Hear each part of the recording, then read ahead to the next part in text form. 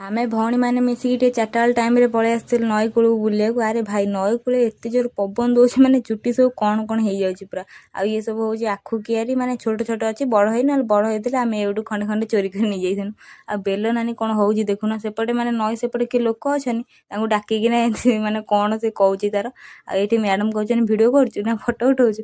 ତାପରେ ଆମେ ଟିକେ ନଈ କୂଳେ ଏମିତି ନଈରେ ତ ଆସିକି ଗାଧେଇବାର ମାନେ ସମ୍ଭବ ଆଉ ହେଇପାରୁନି, ସେଥିଲାଗି ଟିକେ ନଈକୁ ଆସିଥିଲୁ ବୁଲିବା ପାଇଁ, ଟିକେ ପାଣି ଛିଞ୍ଚି ହେଇ ପଳେଇବା ଆଉ। ସେ ଯାହା ହେଇଥାଉ ପଛେ ଆଉ, ନଈକି ଆସିଛୁ 3 ଦିନ ପରେ ଆମେ ଟିକେ ସମସ୍ତେ ମିଶିକିନା ଟିକେ ପଳେଇଲୁ, ପାଣି ଟିକେ ଛିଞ୍ଚି ହେଇଗଲୁ। ତାପରେ ବେଲ ନାନୀ ଜିଦି କହିଲା ମୁଁ ଯିବି। ମୁଁ କହିଲି ଭାଇ ତୁ ସେଇଠୁ କୋଉଠୁ ପଡ଼ିଯିବୁ ନଈରେ, ତଳେ ତ ବାପା ନେଇକି ମତେ ଜେଲରେ ପୁରେଇ ଦବ। ଘର ପାଖରେ ନଈ ହେଇକି ବି ମାନେ ଗାଧୋଇବା ପାଇଁ ଯିବାକୁ ମାନେ ସମ୍ଭବ ହେଇପାରୁନି। ତାପରେ ଏଠି ମ୍ୟାଡ଼ାମ୍ କରୁଛନ୍ତି ନିଅ ସମସ୍ତଙ୍କ ଉପରେ ମୁଁ ଏକାଥରେ ଛିଞ୍ଚି ଦେଲି, ତମେ ଆସିବା ଦରକାର। ତାପରେ ଆମେ ଆସିଲା ପରେ ନଈରୁ ବନ୍ଧ ଉପରେ ଆସୁଥିଲୁ, ଦେଖିଲୁ କି ଏଠି ଗୋଟେ ଗଛରେ ଏତେ କଇଁଆ ହେଇଛି, ମାନେ ଆଣିବା ତ ସମ୍ଭବ ହେଇପାରିବନି, ଖାଇବି ତ ପାରିବନି, ଖାଲି ଦେଖିକିନା ଆସିବ ଆଉ। ଦେଖିକିନା ହଉଛନ୍ତି ଦେଖୁନ। ତାପରେ ଆମେ ବୁଲାବୁଲି କରି ସିଧା ଘରକୁ ଆସିଲୁ।